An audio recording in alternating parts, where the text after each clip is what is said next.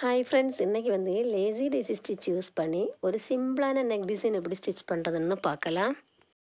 அதுக்காக நெக்கிலிருந்து 1 centimetre gap விட்டு 2 strands நூல் எடுத்து செயின் ஸ்டிச் வந்து ஸ்டிச் பண்ணி கொடுக்கலாம். இந்த டிசைன் வந்து நீங்கள் ஆல்ரெடி ஸ்டிச் பண்ணி முடித்த ப்ளவுஸில் ஸ்டிச் பண்ணிக்கலாம்.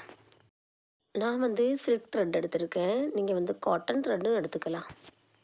இந்த செயின் ஸ்டிச் வந்து 1 சென்டிமீட்டர் கேப்பில் இந்த நெக்கு ஃபுல்லாகவே ஸ்டிச் பண்ணி கொடுக்கணும். உங்கள்கிட்ட இதே மாதிரி டிசைன் பண்ணாமல் இருக்கிற ஓல்டு ப்ளவுஸ் இருக்குன்னா நீங்களே இதில் இதே மாதிரி டிசைன் பண்ணிக்கலாம். ஹேண்ட் எம்ப்ராய்டரி தெரியாதவங்க யாராவது இருக்கீங்கன்னா, படிக்கணும்னு விருப்பம் இருந்தால் நீங்கள் எனக்கு கமெண்ட் பண்ணிக்கோங்க. நான் இந்த நெக்கு ஃபுல்லாகவே ஸ்டிச் பண்ணி முடிச்சாச்சு, பார்த்துக்கோங்க. இனி வந்து இதே மாதிரி 2 சைடும் லேசி டேசி ஸ்டிச் பண்ணி கொடுக்கணும். அதுக்காக நான் வந்து 10 ஸ்ட்ராண்ட்ஸ் நூல் வந்து எடுத்திருக்கேன்.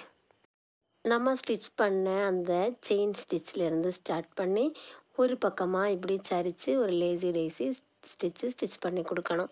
அதுக்கப்புறம் அதே மாதிரி மறுபடியும் அந்த சென்டரில் வந்ததுக்கப்புறமா அடுத்த பக்கம் அதே பிளேஸில் இருந்து தான் சரித்து இன்னொரு லேசி டேசி ஸ்டிச் வந்து ஸ்டிச் பண்ணி கொடுக்கணும்.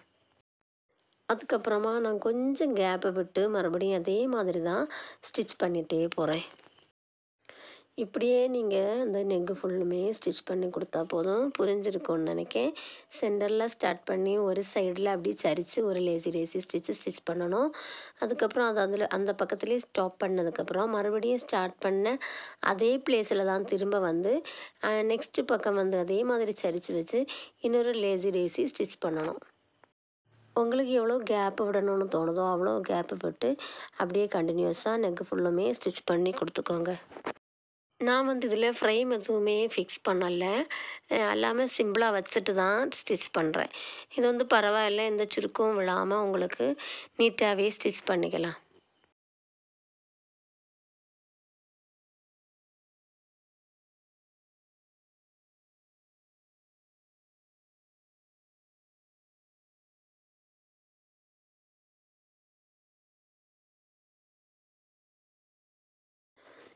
ஸ்டிச் பண்ணி முடிச்சாச்சு. இனி இதோட ஒவ்வொரு ஸ்டிச்சோட கேப்லேயும் வந்து நான் ஒரு ஸ்டோன் வந்து பேஸ்ட் பண்ணி கொடுக்குறேன். அதுக்காக B7000 க்ளூ வந்து எடுத்திருக்கேன்.